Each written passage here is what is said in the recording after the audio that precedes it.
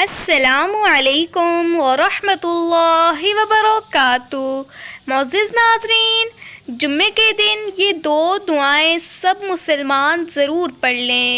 بسم اللہ الرحمن الرحیم، لا الہ الا انت سبحانک انی کنت من الظالمین، اللہ اللہ ربی لا اشرک بہ شیئا۔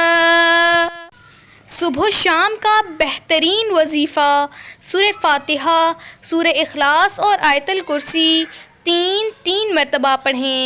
بسم اللہ الرحمن الرحیم، لا الہ الا انت سبحانک انی کنت من الظالمین، بسم اللہ الذی لا یضر مع اسمہ شیء فی الارض ولا فی السماء وہو السمیع العلیم۔